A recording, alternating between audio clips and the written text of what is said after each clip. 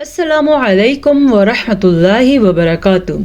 نئے سبق کے ساتھ ہم آپ کی خدمت میں حاضر ہیں۔ یاد رہے گزشتہ سبق میں ہم نے سورہ طور کی آیت نمبر 18 تک پڑھا تھا۔ آج ہم نے پڑھنا ہے آیت نمبر 19 سے۔ تو چلتے ہیں آج کے سبق کی طرف۔ اگر آپ نے قرآن مجید نہیں پڑھا ہوا یا اگر آپ نے بچپن میں قرآن مجید اس طرح پڑھا ہے کہ اس میں بہت ساری غلطیاں ہیں تو یہ کلاس آپ کے لیے ہے۔ انشاءاللہ تعالی ہماری کلاس لینے کے بعد اگر آپ کو فائدہ نہ ہوا تو آپ ہمیں غلط کہہ سکتے ہیں۔ تو چلیں سٹارٹ کرتے ہیں۔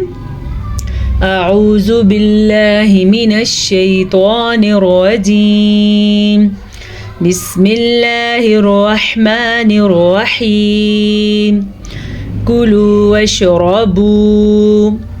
کاف کے اوپر پیش ہے اور لام کے اوپر پیش کے ساتھ واو مدہ ہے، یعنی واو ساکن سے پہلے پیش ہے۔ کاف کو ہم لمبا نہیں کریں گے، واو کو ہم کھینچ کے پڑھیں گے۔ کیسے؟ کلو، یہ جو آپ کو آواز آئی ہے آخر میں یہ واو کی ہے۔ کاف کے اوپر کیا ہے؟ کاف پیش کو، اس کو ہم لمبا نہیں کر سکتے، ٹھیک ہے؟ کیونکہ اکثر لوگوں کو میں نے دیکھا اس لفظ کو پڑھتے ہیں کولو۔ کولو کا مطلب ہوتا ہے تم بولو اور کلو کا مطلب ہوتا ہے تم کھاؤ۔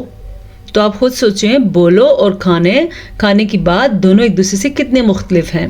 تو اس غلطی کے ساتھ ہمارا سبق کتنا غلط بن جاتا ہے۔ وَشَرَبُوا، یہاں پہ ہمارے پاس را پہ زبر ہے۔ یاد رکھیں جب کبھی را کے اوپر زبر آئے گی یا را کے اوپر پیش آئے گی تو را پر پڑی جائے گی، ٹھیک ہے؟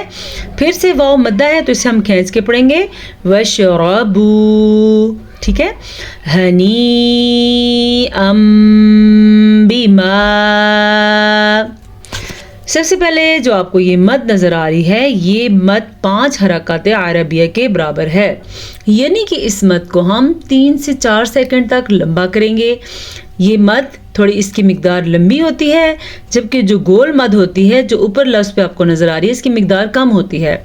میں آپ کو ادا کر کے بتاتی ہوں کہ اس کی مقدار کتنی ہوگی۔ ہنیئا بما، ہا کے مخرج کا بھی آپ نے خیال رکھنا، یہ ہا ہے نہ تو یہ ہا ہے نہ خا، یعنی کہ بعض لوگ پڑھتے ہیں خنی، بعض ہنی پڑھ لیتے ہیں، تو یہ کیا ہے؟ ہنی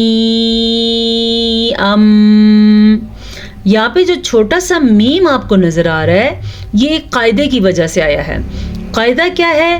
جب کبھی نون ساکن یا تنوین کے بعد نون ساکن کہتے ہیں یہ نون کے اوپر ساکن ہو، اور نون تنوین کہتے ہیں کسی بھی زبر کسی بھی دو زیر دو پیش کو نون تنوین کہتے ہیں۔ نون ساکن کے بعد یا تنوین کے بعد حرف با آ جائے تو تنوین کو ایسے میم میں بدل دیتے ہیں۔ یہ ہمارے لیے بدل دیا جنہوں نے اعراب لگائے ہیں۔ اب کرنا کیا ہے؟ آپ نے یہاں پہ ہونٹوں کو بند کر کے غنہ کرنا ہے، آپ نے یہ کرنا ہے، ٹھیک ہے؟ کیسے آپ پڑھیں گے اس کو؟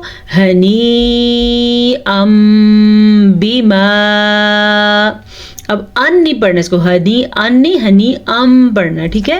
کنتم، نون ساکن کے بعد حروف اخفا میں سے تا آیا ہوا ہے تو ہم کیا کریں گے؟ نون ساکن کی آواز کو چھپا کے پڑھیں گے۔ یہاں پہ اخفا کا قاعدہ ہو رہا ہے، کیسے؟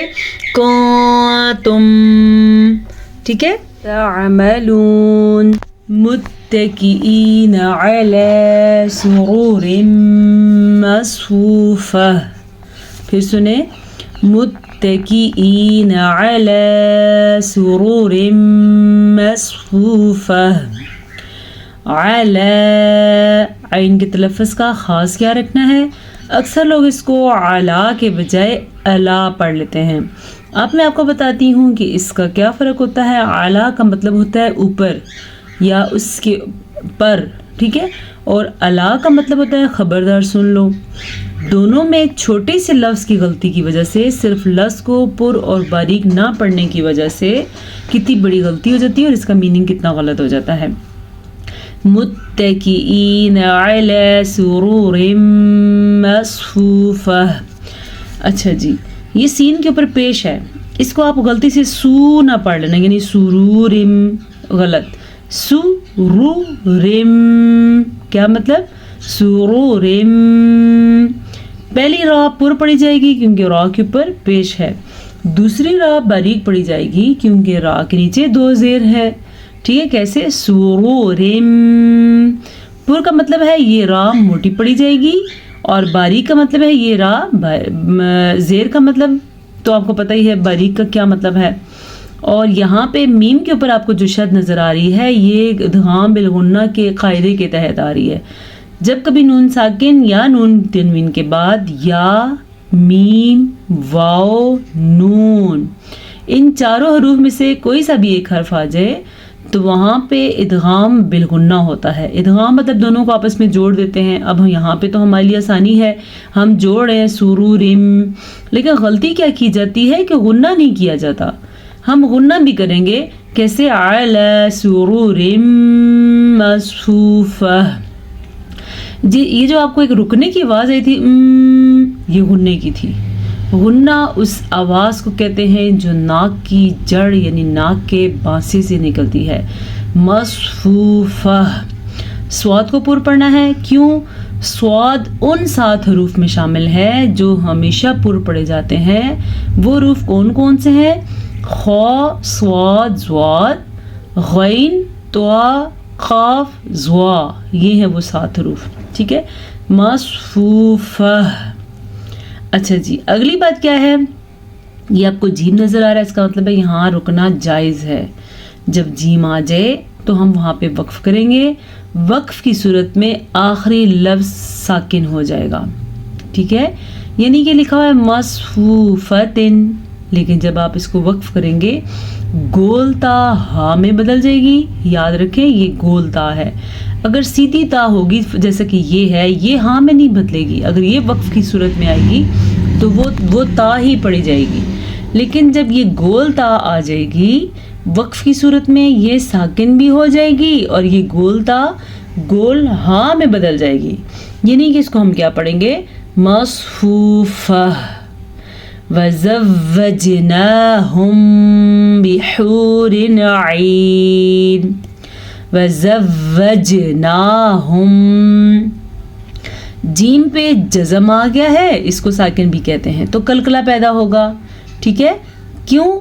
کیونکہ جیم حروف کلکلہ میں شامل ہے. حروف کلکلہ 5 ہیں، قاف طا با جیم دال، یہ ہے 5 حروف کلکلہ. جب کبھی ان پہ جزم آ جائے گی تو یہاں پہ جھٹکے کی کیفیت ہوگی. اس جھٹکے کو کہتے ہیں قلقلہ. کیسے؟ وزوج، یہ وج جو میں نے جھٹکا دیا ہے اسی کو قلقلہ کہتے ہیں. یہ ذرا زیادہ زور سے دیا تاکہ آپ کو سمجھ آ جائے.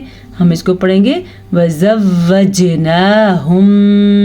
اچھا ایک چیز کا آپ نے دھیان رکھنا ہے، واو کے اوپر شد آپ نے ضرور پڑھنی ہے. اکثر لوگ کیا پڑھے وزوجناہم، یہ غلط ہے. واو کی شد آپ ضرور ادا کریں گے کیونکہ یہ لازمی ہے ادا کرنی. ہم اس کو پڑھیں گے وَزَوَّجْنَاهُمْ بِحُورٍ عِينٍ. اب آپ کہیں گے جی باجی تو اکثر جگہ پہ رکتی رہتی ہیں، جیسا کہ یہاں پہ رک گئیں، جیسا کہ میم پہ رک جاتے ہیں، جیسا کہ نون پہ رک جاتے ہیں. چلو وہاں پہ تو غننے کا قاعدہ ہوتا ہے یا ادغام بالغنہ کا قاعدہ ہوتا ہے، یہاں پہ کیوں رکی ہیں؟ چلے میں آپ کو بتاتی ہوں. یہاں پہ بھی ایک قاعدہ ہے.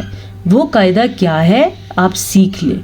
میم ساکن کے بعد جب بھی حرف با آئے گا تو ہمیں رکنا پڑے گا کیونکہ یہاں پہ اخفاء شفوی کا قاعدہ ہو رہا ہے. اس قاعدے کا نام ہے اخفاء شفوی. اگر آپ قاعدہ نہیں سمجھ سکتے تو اتنا سمجھ جائیں، جب بھی میم ساکن کے بعد با آئے گا تو وہاں پہ ہمارے ہونٹ بند ہو جائیں گے اور غنہ بھی ہوگا. کیسے؟ وَزَوَّجْنَاهُمْ بِحُورٍ عِينٍ. آپ نے دیکھا آئین کیسے پڑھا؟ یہ صرف میرے پہ فرض نہیں ہے، یہ ہر قرآن پڑھنے والے پہ فرض ہے کہ وہ آئین کو آئین کے مخرج سے نکالے اور حمزہ کو حمزہ کے مخرج سے نکالے. جیسا کہ ہم حمزہ اگر یہاں پہ ہوتا، جیسے کہ یہ ہے حمزہ، ہم پڑھے الحقنا میں نے اس کو عل نہیں پڑھا کیونکہ یہ عین نہیں ہے، یہ عین ہے تو اس کو ہم پڑھیں گے بحور عین. والذین آمنوا. اچھا اکثر لوگ پڑھتے ہیں والذین، بہت بڑی غلطی ہے. آپ نے یہ غلطی نہیں کرنی.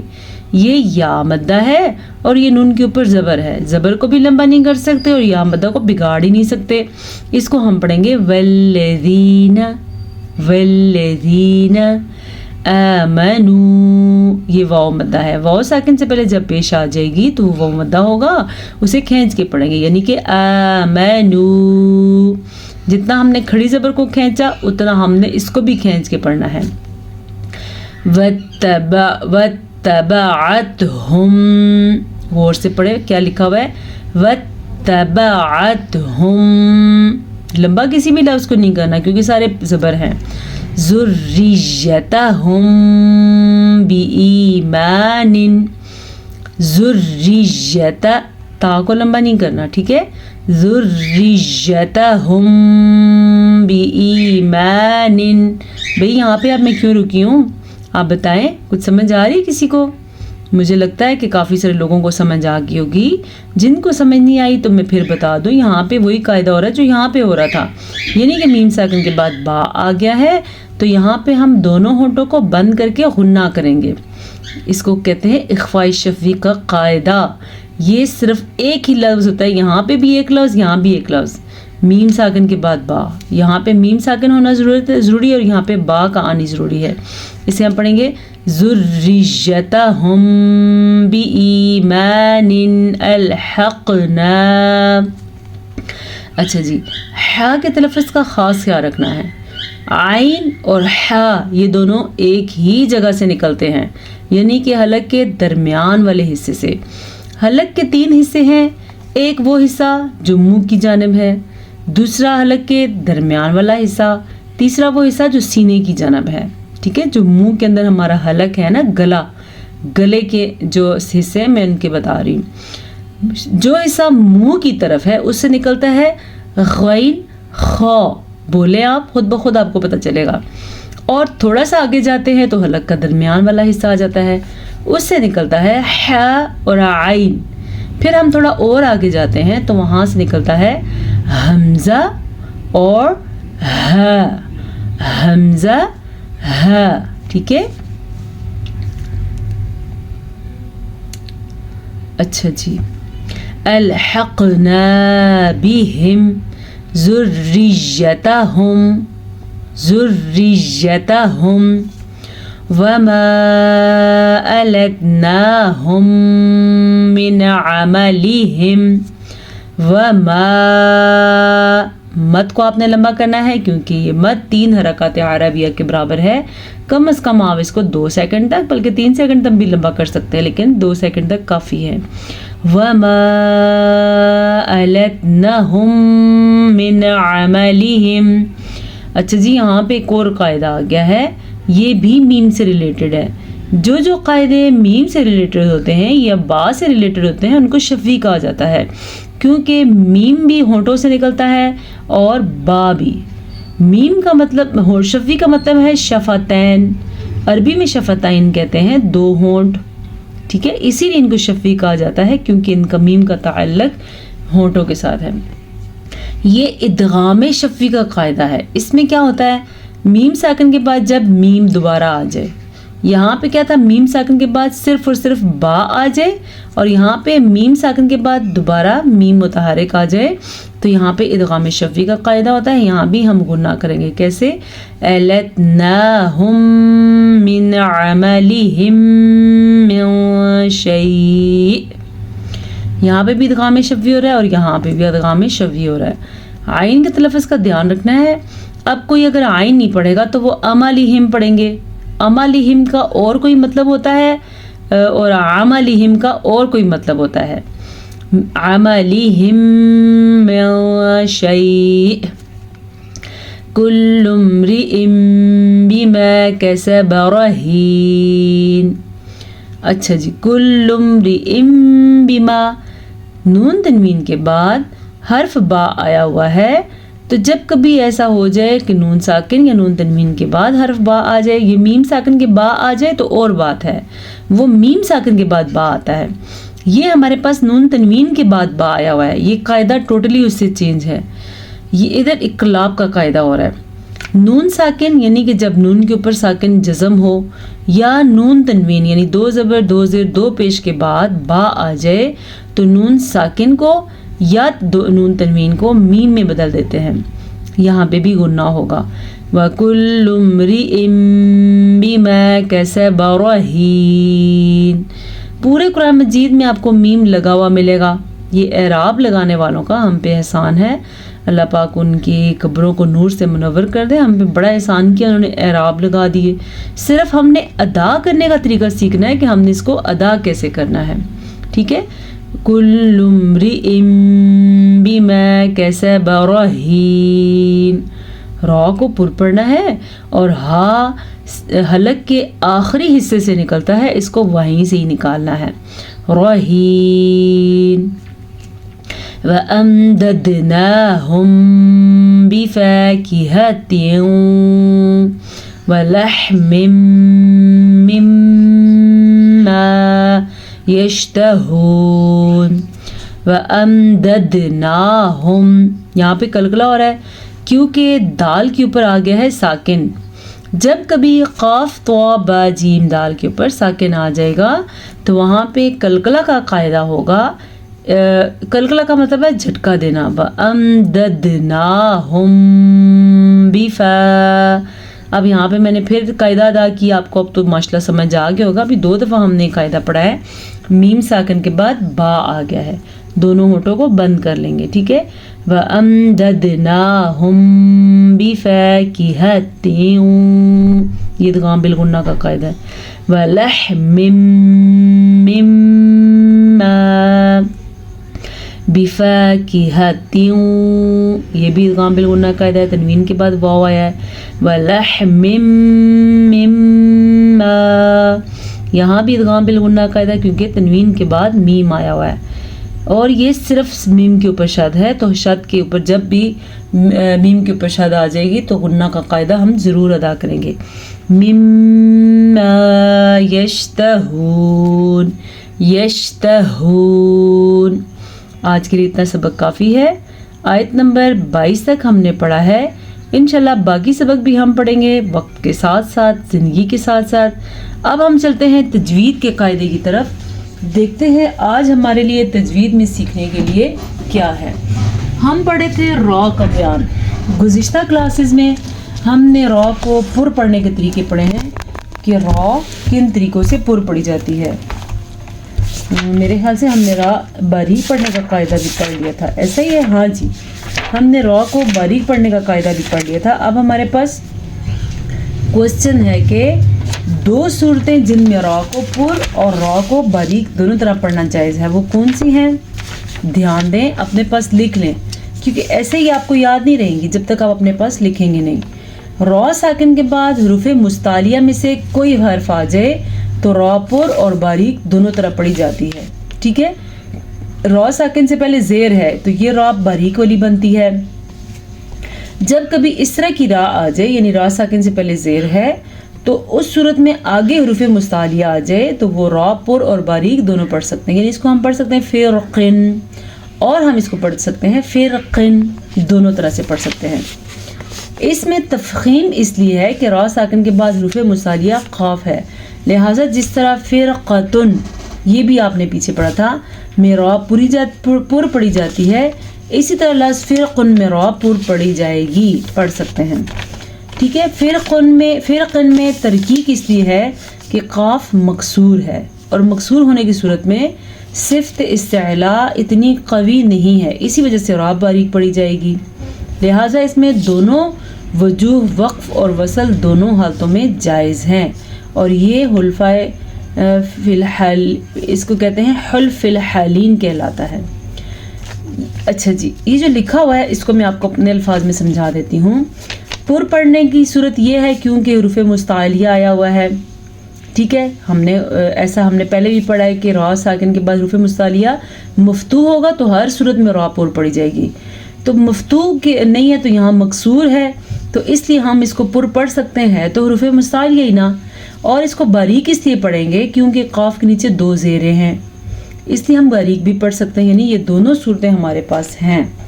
ٹھیک ہے. ایک یہ ہوگی اور دوسری صورت ثانی کیا ہے؟ را ساکن کے بعد حروف مستعلیہ نہ ہو بلکہ را ساکن سے پہلے حروف مستعلیہ ہو. حروف مستعلیہ آپ کو پتہ ہے نا کون کون سے ہیں, میں آپ کو بتا دیتی ہوں. حروف مستعلیہ ہیں خ, صاد, ضاد, غین تو قاف زوا، یہ حروف مستعلیہ. یہ 7 حروف وہ ہیں جو پور پڑے جاتے ہیں اور تقریباً روز لیکچر میں آپ کو بتاتی ہوں. مجھے پتہ ہے آپ کو معلوم ہوں گے لیکن کچھ لوگ نئے بھی ہوتے ہیں، یہ ان کے لیے ہے. نون ساکن را سے پہلے حروف را ساکن کے بعد حروف مستعلیہ نہ ہو بلکہ را ساکن سے پہلے حروف مستعلیہ ہو، جیسے کہ عین القطر، عین القطری. اب اس میں را ساکن سے پہلے آگے حروف مستعلیہ، تو یہ را اگر ہم چاہیں تو پر بھی پڑھ سکتے ہیں اور اگر ہم چاہیں تو باریک بھی پڑھ سکتے ہیں. اس حروف مستعلیہ کی وجہ سے ہم پر پڑھیں گے. مصر، مصر. اب اس میں مصری دونوں صورتیں پڑھ سکتے ہیں، را کو پر بھی پڑھ سکتے ہیں اور را کو باریک بھی پڑھ سکتے ہیں. ٹھیک ہے. آگے کوشچن یہ ہے کہ لفظ عین القطری اور مصر میں وقفاً ترکیب کیوں ہے، یعنی وقف کی وجہ سے کیوں ترکیب ہے. اگر وقف بھی ہم کریں اور ادھر زیر بھی ہے تو پھر ہم کیوں کریں، ادھر یہ وقف آیا ہوا ہے. ٹھیک ہے. تو لفظ عین القطر میں وقفاً ترکیب اس لیے ہے کہ وقف کی حالت میں را ساکن اور اس سے پہلے طوا اور صاد بھی ساکن ہے اور اس سے پہلے حرف مکسور ہے. یعنی ترکیب کی ایک مین وجہ ہے ہمارے پاس، ہم نے را کو ساکن کر دیا، را کو ساکن سے پہلے طوا بھی ساکن ہے اور اس سے پہلے زیر ہے. یہ صورت ہماری ہے ہی ہے باریک پڑھنے کی، لیکن پر ہم کیوں پڑھیں گے، وہ اس لیے کیونکہ پیچھے حروف مستعلیہ ہے. تو دونوں صورتوں میں ہم پڑھیں گے. یہی بات انہوں نے اگلے کوشچن میں بھی کی ہوئی ہے کہ لفظ عین القطر اور مصر میں وقفاً تفخیم کیوں ہے، کیونکہ ہم نے اس کو وقف میں تفخیم کیوں کی ہے، پر کیوں پڑھا ہے حالانکہ پیچھے زیر ہے. یہ بتا رہے ہیں لفظ عین الفطر اور مصرن میں وقفاً تفخیم اس لیے ہے کہ را ساکن سے پہلے طوا اور صاد حروف مستعلیہ میں سے ہیں، جیسا کہ مرصادن میں تھا اور قرطاسن میں تھا. ٹھیک ہے. اس کے علاوہ یہاں پہ جیسے مثالوں میں را ساکن یعنی مرصادن قرطاسن جیسی مثالوں میں را ساکن کے بعد حروف مستعلیہ اس کی تفخیم کا سبب بن سکتا ہے. یعنی کہ اگر حروف مستعلیہ اس کو پر پڑھنے کا سبب بن سکتا ہے تو را ساکن سے پہلے حروف مستعلیہ را کی تفخیم کا سبب بھی بن سکتا ہے، ترکیب کا سبب بھی بن سکتا ہے. ٹھیک ہے. یہاں پہ ترکیب ہونا چاہیے ایک جگہ پہ، ترکیب. ٹھیک ہے. آپ کے لیے یہ سمجھ آ گیا ہوگا. آگے جو ہم نے پڑھنا ہے تجوید کے روح سے ہم نے پڑھنا ہے صفات کا بیان، یعنی کہ صفت کا لغوی معنی اور صفات. ویسے تو میرے نزدیک سے یہ اتنا سیکھنا آپ کے لیے ضروری نہیں ہے، لیکن چلیں پھر بھی ہم انشاءاللہ سیکھ لیں گے. اجازت دیجیے، پھر آپ کی خدمت میں حاضر ہوں گے ایک نئے سبق کے ساتھ. السلام علیکم ورحمۃ اللہ وبرکاتہ.